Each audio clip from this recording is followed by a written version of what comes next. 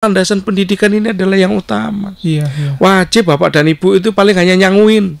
Iya benar. Nggak perlu sampai mikirin SPP. Iya, nggak perlu mikirkan ijazah. Iya.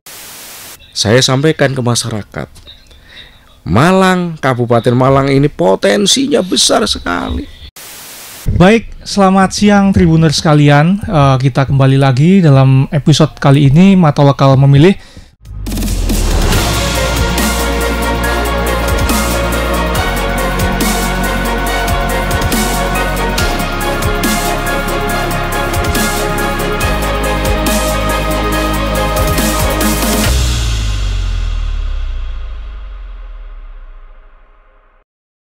Bersama Sam Haji Mujiono SIP MPD MIC.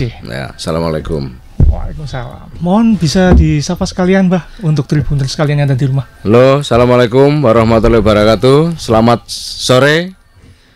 Salam Tribun beserta sahabat-sahabat, saudara-saudara saya semuanya di Dapil Malang Raya, khususnya Jawa Timur pada umumnya. Oke. Salam sehat selalu. Oke, sehat selalu. Baik, Sam Mujiono ya. Siap. Seperti yang dikenal publik di Malang Raya ya. Boleh, kalau boleh tahu bisa di-spill sedikit atau mungkin banyak juga, Sam. Siapa sih sebenarnya Sam Mujiono ini? Dan sekarang lagi berjuang di kontestasi apa kalau boleh tahu? Siap. Bisa di-share. Oke, terima kasih.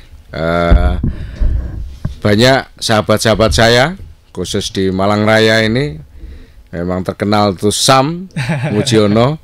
Kadang-kadang lebih panggil Mas Mujiono, gitu. Saya asli kelahiran Malang. Malang. Ya, saya kelahiran Kabupaten Malang, tepatnya di Poncokusumo. Oh, Poncokusumo. Desa Pajaran. Desa Pajaran. Jadi nyelempit di sana. Nah, orang pinggiran. Ya, SD di Pajaran, saya SMP di Tumpang. Oke. SMA di Tumpang, S1 saya di Jakarta, S2 saya di Kalimantan Timur. Oh, jauh sekali perantauannya. Siap. Oke. Nah, dan saya sebelum saya ini kronologis, siapa sih Mujiono sebenarnya? Siapa sih Sam Mujiono ini? Saya pernah menjabat sebagai Ketua DPRD di Kalimantan Timur. Ketua DPRD. Ya, alhamdulillah saya di sana sempat 2 periode. Oke. Dan saya juga sebagai Ketua Asosiasi DPRD se-Indonesia yang ada di Jakarta. Oke. Ya kan? Bangga orang Malang, daerah Pajaran sana bisa tembus. Ya, di Jakarta, Ketua Asosiasi DPRD se-Indonesia yang dari Jakarta itu saya gitu. Alhamdulillah sana. Nah, ini. Dan saat ini sedang berjuang untuk ini ya, pemilu legislatif. Siap. Di Dapil 5 Malang Raya. Dapil 5 Malang Raya. Fraksi Fraksi PAN. Partai Amanat Nasional. Ya. Oke. Selain lebih dikenal sebagai anak lokal, orang lokal Arema yang lahir dan besar di Malang, lalu juga banyak juga berjuang di daerah-daerah lain ya, terutama di Kalimantan dan Timur. Kalau boleh tahu, selain menggeluti dunia legislatif, mungkin bisa dijelaskan perihal pengalaman lain, Sam, tentang usaha apa yang digeluti atau mungkin pengalaman mengajar, karena kan kalau boleh saya dengar Sam Mujiono adalah sosok yang banyak konsen di bidang pendidikan ya. Betul ya. Monggo. Saya saat saya masih kuliah. Saya masih kuliah itu pernah jadi guru. Sudah jadi guru di Wates Poncokusumo. Ya, guru SMP saat itu ya. Terus merantau saya di Pertamina. Alhamdulillah di Pertamina saya 11 tahun. 11 tahun. Udah lama sekali. Ya, 11 tahun di bidang HRD, di bidang diklat. Di bidang diklat. Pendidikan dan pelatihan itu. Banyak kadang-kadang usia-usia bapak-bapak, saudara-saudara ibu yang mendekati pensiun, biasanya kita adakan pelatihan-pelatihan. Itu saya itu melatih dulu sebelumnya. Sebelum saya menjabat. Nah, setelah itu saya selain saya memang pengalaman di bidang dewan, legislasi dan sebagainya, saya juga pengusaha. Saya pengusaha batu bara, pengusaha properti juga gitu. Wah, lengkap sekali nih, saudara-saudara. Bahkan sekarang boleh dilihatin, saya mendirikan perumahan syariah.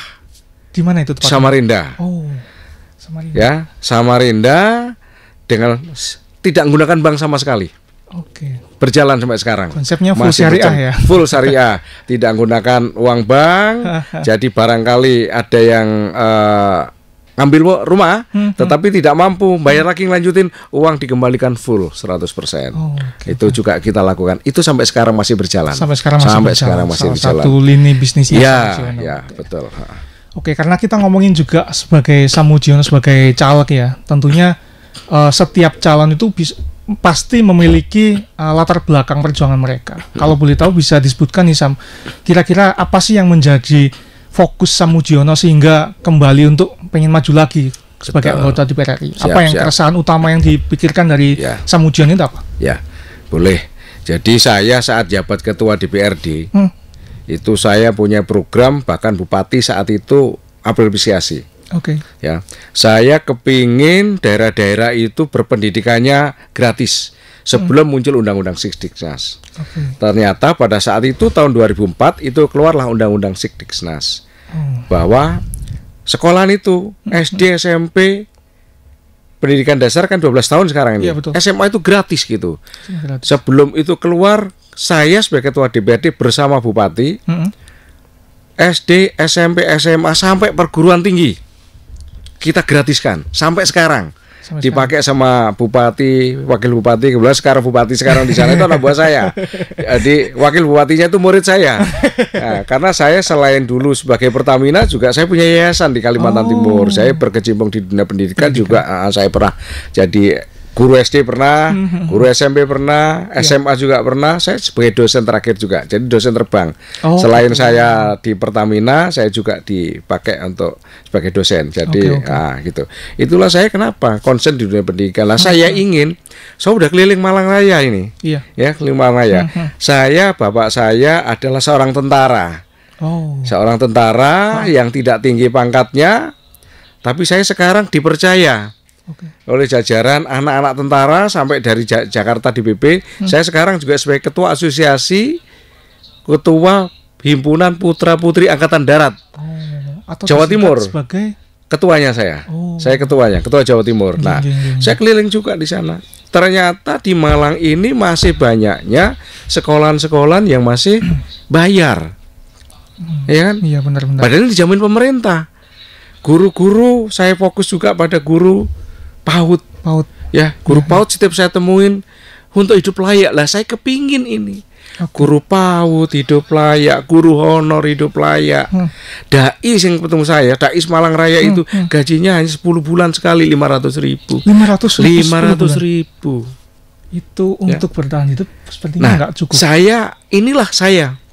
Ya, selain saya untuk dunia pendidikan ini saya kepingin, memang dalam hati saya dan sumpah saya kepingin dunia pendidikan wis waktu nih Indonesia ini untuk menyongsong Indonesia Emas 2045. Kalau nggak dimulai dari sini, landasan pendidikan ini adalah yang utama. Wajib bapak dan ibu itu paling hanya nyanguin, nggak perlu sampai mikirin SPP, nggak perlu mikirkan ijazah. Saya keliling juga ada. Sampai orang-orang itu, Pak, Sam, Bah, saya nggak bisa ngambil ijazah anak saya. Ini real. Kenapa saya nggak bisa bayar SPP? Masih terjadi itu. Nah ini aku nggak, Bu. Ya untung alhamdulillah yang ketemu itu langsung besok diambil. Tim saya langsung beserta orang tuanya ngambil. Itu ada yang SMP, ada yang SMA. Kita bantuin semuanya. Nah ingin saya orang Malang yang asli Malang ini kepingin bagaimana Malang Raya ini kita wujudkan. Saya mampu di sini, maksud saya bisa bangun daerah lain, daerah saya kelahiran saya sendiri nggak bisa bangun. Ini baru dunia pendidikan. Belum lagi pengangguran. Betul. Pengangguran banyak sekali. Banyak teman-teman kita yang ngeluh sekitarnya adalah banyak-banyak perusahaan. Ternyata mereka juga nggak dipakai, nggak bisa kerja. Betul, Pak. Ya kan? Mereka kena dampak lingkungan, kena debu, tapi nggak. Kenapa hal ini bisa terjadi? Inilah yang harus saya munculkan. Apa misalnya? Saya sampaikan ke masyarakat.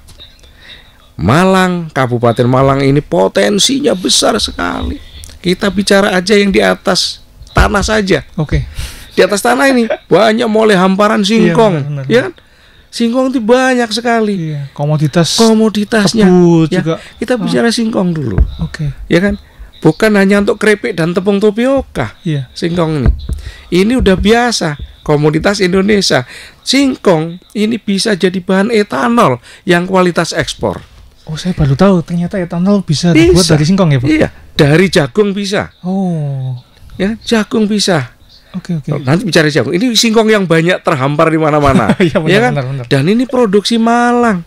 Kenapa tidak bisa ada industri yang besar di Malang? Sehingga kalau ada industri yang besar di Malang, maka akan muncullah penyerapan tenaga kerja. Ya.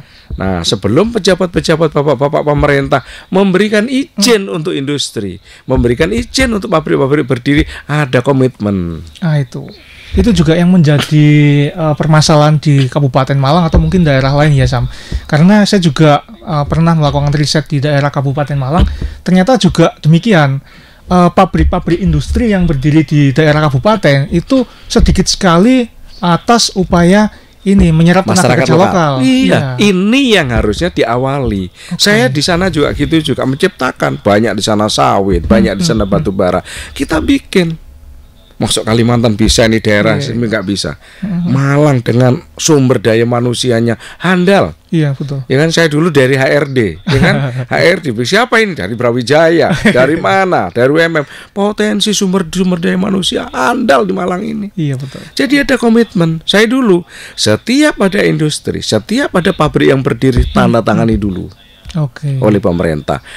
Hei bapak-bapak, jika Bapak mau menanamkan investasi di sini, ya, saya beri kemudahan dengan catatan 80%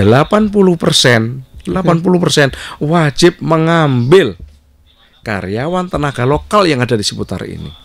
Iya. Kurang pengangguran, Mas. Betul. Kurang. Iya. Tapi memang dari awal, jangan begitu ada investasi wani piro lah. Ya kan? Itu mungkin kendala juga ya bagi investor atau pengusaha. Kadang juga banyak keluhan, Sam. Begini, karena Pak Jokowi selaku presiden selalu bilang bahwa come to my country, you invest your money here. Terus, tapi di sisi lain di lapangan banyak sekali izin-izin yang hanya sebatas ke dalam formalitas tertulis saja.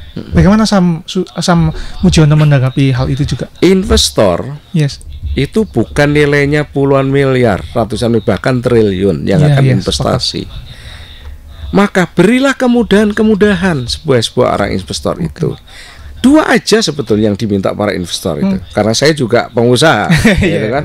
Hanya dua aja. Satu, beri kemudahan perizinan. Kalau perlu, misalnya lahan dibantuin dengan yang standar harga. Yang kedua, kepastian hukum. Kalau masyarakat sekitarnya sudah diakomodir oleh perusahaan, diakomodir oleh industri, maka kepastian hukum untuk apa sih? Banyak demo. Iya, betul. Ya kan? Kalau masyarakatnya diakomodir, nggak akan ada demo. Percaya itu. Ya? Iya. Nah, ini yang harus betul-betul diutamakan sehingga betul-betul akan bagaimana kesejahteraan masyarakat ini akan terangkat. Pendidikannya wis gratis, masyarakatnya bekerja. Di mana masyarakat itu banyak pengangguran, disitulah kriminalitas tinggi. Berarti bisa sedikit disimpulkan ya, awalnya dari sebuah kriminalitas adalah penyebabnya tingkat SDM yang kurang tinggi, tingkat pengangguran, tingkat pengangguran yang tinggi. SDM belum tentu. Kadang-kadang banyak orang bicara SDM, banyak orang SD kaya. Iya, betul. Ya kan? Iya. Banyak profesor, banyak pendidikan tinggi, nganggur. Artinya tingkat SDM, ya kan? Tingkat SDM. Ya. Nah, ini yang harus ini kan. Nah, SDM itu terbawa oleh pada saat manusia itu lahir. Iya, benar. Itu SDM, IQ udah terbawa ke sana. Tetapi pola pikir beda dari latar belakang pendidikan, gitu. Seorang SD, seorang lulusan SMP, lulusan SMA, seorang profesor akan beda cara memandang cara mandangnya. Kalau orang kadang-kadang bicara ini HP, hanya seorang, ya betul HP Pak. Tapi kalau seorang profesor itu HP manfaatnya, aplikasinya apa, nah itu beda cara memandangnya. Tapi sumber daya manusia belum tentu. Betul. Orang yang nggak sekolah itu banyak yang kaya, nah, ya banyak karena memang sudah lainnya. Sumber daya manusianya udah terbawa. Apalagi orang ini memang hebat dari lahir, ditunjang dengan pendidikan. Wah, inilah andalan-andalan bangsa. Bangsa akan maju, bangsa akan kuat di mana tulang punggung bangsa adalah pemuda. Apalagi didukung dengan infrastruktur bisnis yang bagus, kepastian hukum tadi ya, Sam. Iya, kepastian hukum itu utama, ya kan? Sehingga kuranglah pengangguran. Kalau ada pabrik aja, ada industri aja, kiri kanan jalan itu. Iya betul. Ya, kiri kanan jalan itu orang jualan nasi goreng, sembako laris kabeh 24 jam kalau bikin 3 shift. Iya benar. Dampak ekonomi naik. Iya. Pengangguran kurang. Iya kan? Apa sekarang? Tinggal kita. Tinggal kita. Makanya saya sering kadang-kadang berdoa, ya Allah, tahun 2024 itu mudah-mudahan dapat pemimpin-pemimpin yang amanah, yang betul-betul mengedepankan rakyat, yang betul-betul memang ingat kepada rakyatnya. Ojo kantongnya tok. Nah, ya betul itu. Nah, sekarang kita ketika ngomongin proyeksi janji seperti ini ya Pak Sam, kita tentu setiap calon legislatif itu punya program yang eksklusif ya, yang tentu kita merasakan keresahan dari masyarakat, kita akhirnya mengakumulasi sehingga kita membuat program. Nah, ketika nih Sam Mujiono misal nanti terpilih menjadi anggota DPR RI dari Dapil 5 Malang Raya ya, kira-kira concern utama apa yang ingin Sam Mujiono bawa ke Gedung Senayan nanti, terutama mungkin program atau mungkin usulan yang sangat spesifik di daerah Malang Raya atau Jawa Timur? Boleh ya. Jadi karena ini kontestan, ya kan, ini pilihan, ya kan. Kontestan tuh semua banyak janji, semua bisa punya janji, semua punya program, semua punya program, ya kan. Wes semuanya, pokoknya nanti kalau aku jadi aku akan begini, akan begini. Sudah berpuluhan tahun, puluhan tahun. Mereka kalau sudah dilali, ya kan, lali. Saya orang Malang bisa jadi ketua DPRD di sana, daerah orang. Kalau saya tidak komitmen, nggak akan mungkin jadi ketua asosiasi DPRD se-Indonesia, ya kan? Nah, banyak orang yang mengakui itu. Ini apa yang saya ucapkan harus saya lakukan. Salah satunya adalah dunia pendidikan dan kesejahteraan masyarakat melalui UMKM. Ya, ini adalah andalan saya. Ya, jadi pendidikan, kesejahteraan masyarakat. Seperti salah satu contoh yang saya upayakan, Malang ini banyaknya adanya perhutani. Daerah pemilihan itu banyak perhutani situ. Nah, sahabat-sahabat kita di sana berkebun kadang-kadang bingung. Ada munculkan sekarang sertifikasi. Iya betul ya, itu. Sertifikasi oleh PTSL. Nah, ternyata di salah satu pendaftarnya ada kuota. Saya sudah mengadakan walaupun belum jadi DPR RI karena saya juga dekat sama teman-teman kementerian. Saya sudah mengadakan rapat dengan Kementerian BPN. Sam Mujiono termasuk salah satu pelopor pembentuk PTSL itu. Ya. Nah, itu kita akomodir sekarang, nggak usah nunggu kuota itu kalau nggak dapat kan kuota ini kan dari kabupaten, kita dapat masukkan melalui anggaran Kementerian Tata Ruang gitu ya, Kementerian BPN, ada dananya itu, gitu. Jadi nggak usah khawatir, itu salah satu kita. Saya belum jadi DPR RI sudah melakukan, apalagi saya jadi. Yang saya sampaikan, yang saya sampaikan termasuk pendidikan, PAUD, honor-honor itu, ya kita maksimalkan, ya kan. Nah, termasuk saya sekarang sebagai pembina Poros Nusantara di Jakarta di DPP sana. Banyak sekali nih organisasi yang dipimpin. Ya, gitu, ya. Saya di sini, saya kenapa bentuk ke sana supaya link kepentingan masyarakat Malang ini betul-betul bisa saya mengakomodir. Orang baik ngomong tok lah, itu banyak orang yang pinter, tapi implementasinya piye, menjalankannya gimana? Semua program banyak orang buat program, apalagi caleg, pinter-pinter kabeh. Cuman bagaimana implementasinya? Ini baru bicara nasional. Anggaran-anggaran banyak sekali, sampaikah kepada rakyat kita? Ya kan? Itu benar. Walau sudah mau kampanye, uang rakyat kembali kepada rakyat apa? Pupuk aja susah. Ya, itu. Pupuk susah, itu realita. Saya ketemu. Gimana? Sam, gimana? Pupuk yang namanya subsidi itu nggak dapat. Yang nggak subsidi itu cari susah. Benar. Saya udah nelusurin. Saya sudah melakukan hal itu. Apa itu yang salah dari proses penyebarluasan pupuk? Ada sistem, ada beberapa hal. Makanya Pak Presiden kemarin juga, karena kita di poros sana sedang membangun pupuk yang ada di sana ditingkatkan. Nah, kita dicari lagi ini mitnya. Saya kemarin juga sudah ngadakan rencana pupuk di Kalimantan Timur. Kita akan MOP di Jawa Timur sini, sehingga Malang Raya insya Allah mudah-mudahan terpenuhi. Gitu. Ya gitu. Udah kita lakukan itu. Jadi nggak ngomong, harus kita lakukan, harus bisa gitu. Ya. Iya betul. Oke. Terus kalau gini, Sam, sorry.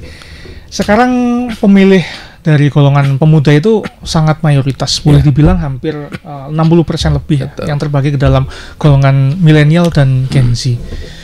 Menurut Sam Mujiono sendiri, bagaimana sih partisipasi pemuda untuk perihal politik ini ya? Terutama dari entah itu kontestasinya atau dari pemilihnya. Apa yang ada di pikiran dari Sam Mujiono mengenai pemuda?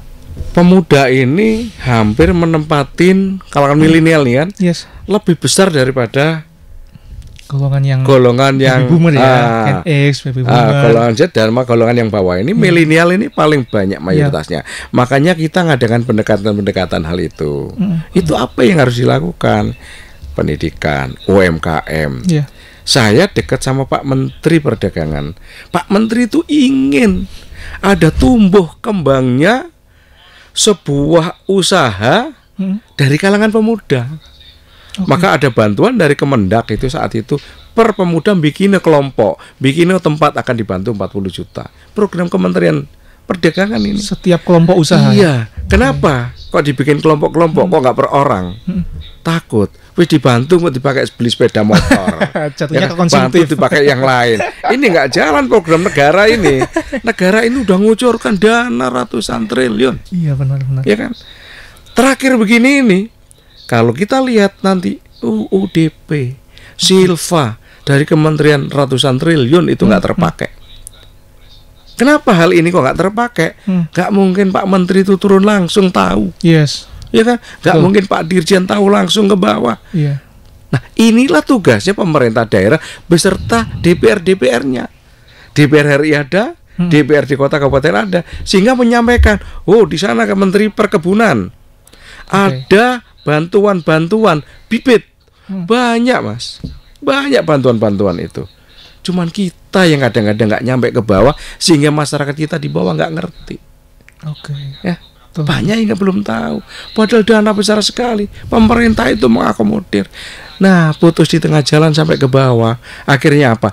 Rakyat merasa tidak pernah mendapatkan apa-apa. Padahal dana besar. Kenapa? Karena ada putus di tengah jalan. Nah, inilah harapannya, mudah-mudahan 2024 ini mendapatkan para pemimpin-pemimpin yang betul-betul amanah, yang bisa mengakomodir. Nggak ada muncul lagi kesulitan, ya kan? Nggak ada muncul lagi kesulitan masalah pupuk, bibit, ya kan? Apalagi masalah nggak bisa makan. Wajib loh. Saya ada Mas di Kota Malang ini. Di Kota Malang. Kota Malang ada keluarga datang di dalam forum histeris untuk makan besok nggak ada, sampai nggak adakan KTP untuk beli beras. Akhirnya saya bantuin untuk usaha, bukan untuk beli beras loh Bu, Pak. Ini untuk bagaimana modal Bapak untuk usaha. Alhamdulillah bisa, walaupun jalan sedikit-sedikit sampai nggak adakan KTP. Ini terjadi. Baru 1-2 yang saya ketemuin. Kalau betul-betul kita keliling Malang Raya berarti kan banyak ini. Banyak sekali. Banyak gitu. Mudah-mudahan ini harus hilang. Iya benar. Harus hilang. Ada dana BLT, ada dana sosial, ya kan? Banyak semua dari kementerian. Cuman pertanyaannya nyampe enggak ke saudara-saudara kita? Ini nyampe tapi sudah 100%. Nah, kalau nyampe enggak akan ada terjadi, enggak bisa beli beras. Ternyata masih ada yang nggak nyampe. Nah, ini yang total masalahnya. Itu. Iya.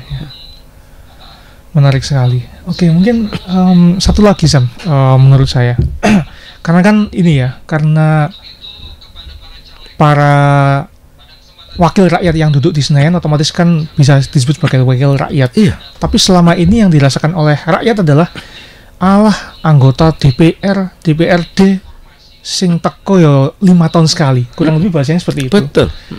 Kira-kira apa nih nanti kalau Sam Mujiono terpilih, terutama untuk proses partisipasi aspirasi rakyat ya, Sam?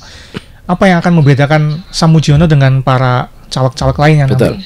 Terutama proses itu tadi, penyerapan aspirasi. Itulah saya hadir. di Malang Raya ini. Karena saya kepingin sebagai contoh nantinya. Ya, banyaknya caleg-caleg ini, apalagi khusus DPR RI. Bapak-bapak saudara kita yang di bawah pernah ketemu mereka? Iya. Nggak ketemu. Jarang sekali. Iya kan? Nggak ketemu. Taunya hanya lewat partai, padahal nggak pernah ketemu. Lo nggak ketemu apa yang jadikan aspirasi? Saya, setiap kelompok mulai dari angkot, mulai dari UMKM, mulai dari grup-grup, semua ada nomor HP saya. Jadi ada di dalam grup, ada angkatan darat, grup angkatan darat, ada pepabri, ada grup. Angkot Batu, angkot Tumpang, angkot Kota Malang, semuanya ada nomor saya sehingga dapat komunikasi setiap saat. Nah, saya turun misalnya kayak ke Bantur, di Bantur ada grup saya. Poncosumo ada grup saya. HP tahu sendiri tidak akan mungkin bisa berubah. Nah, kenapa kok saya munculkan SAM? Saya ingin menjadi sahabat saudara-saudara saya semua. Allah wis ngasih cukup rezeki aku. Ya, saya kepingin bagaimana yang daerah kelahiran saya ini betul-betul ada perubahan. Semua orang bisa bicara, semua bisa, apalagi caleg pinter-pinter kabeh. Realita nantinya kayak apa? Boleh itu dicatat. Ya, boleh dicatat. Akan ada perubahan-perubahan yang seperti itu. Karena saya hanya untuk bagaimana saya bisa membantu, bisa menjadi contoh sahabat-sahabat saya. Itu hanya kepingin jadi DPR RI, nggak lain. Saya udah lama nggak mau itu. Ya, saya kepingin di sana gitu, ingin merubah ini, merubah supaya betul-betul dana APBD, pokir ada, kota kabupaten, pokok pikiran rakyat yang wajib diberikan kepada rakyat yang dibawa oleh DPRD kota kabupaten dan provinsi. Setiap tahun ada.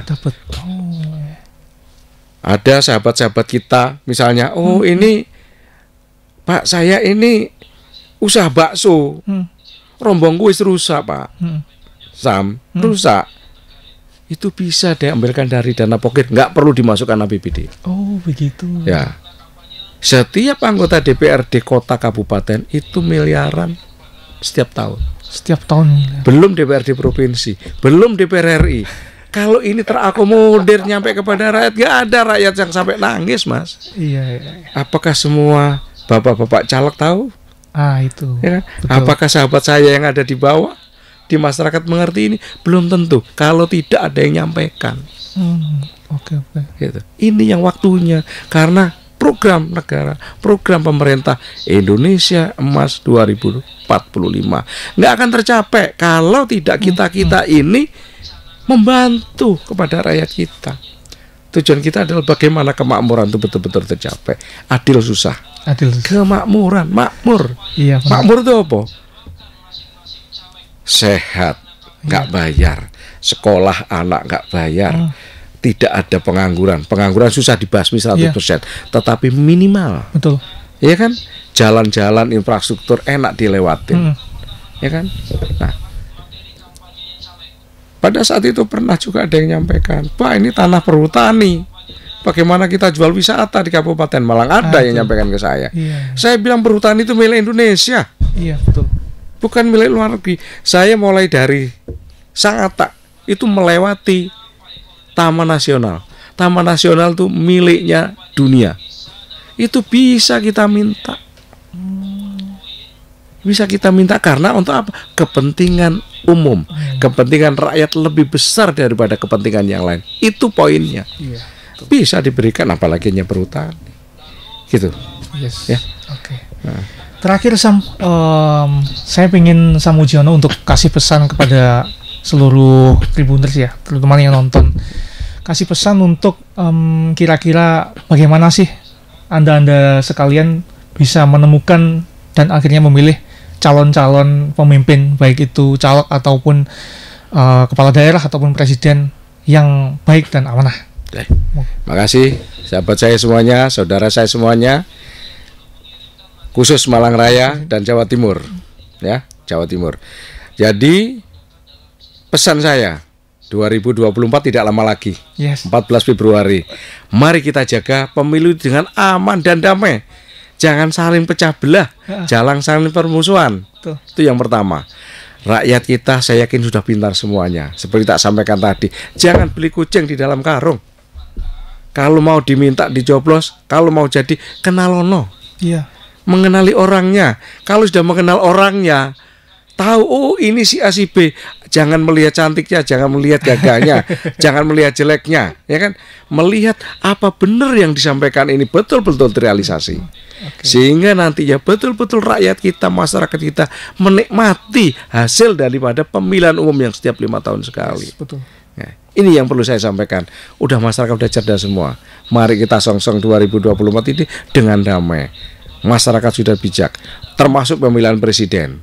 Presiden kita tahu semuanya, ada 3 presiden.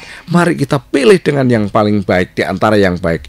Beliau-beliau adalah putra bangsa yang baik, tapi ada satu yang terbaik untuk bangsa. Ya kan? Nah, ayo kita songsong itu, kita kedepankan itu, sehingga betul-betul nantinya presiden kita juga akan amanah. Ya kan? Kan kita cari yang amanah ini. Kalau presiden yang nggak amanah, diatur partai-partai, bagaimana? Ya kan? Nah, jangan partai ikut campur, presiden ngikutin partai. Betul, ini ya, presiden harus tegak lurus untuk rakyat. Wakil presiden tegak lurus. Jangan partai masuk di sana. Kalau partai masuk di sana, kepentingan partai lebih utama daripada kepentingan rakyat. Nah, ini pesan saya. Ya. Terima kasih.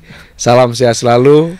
Selamat siang, selamat sore. Sama-sama. Terima kasih Samudjono atas kehadirannya di studio kami. Semoga kita bisa menjadikan negeri kita tercinta sebagai negeri yang lebih baik ke depannya setelah pemilu 5 tahun ini. Amin. Gitu, sekian. Terima kasih Tribuners sekalian. Semoga kita sehat selalu dan sampai jumpa di kesempatan berikutnya. Terima kasih. Terima kasih. Download Tribun X sekarang. Menghadirkan lokal menjadi Indonesia.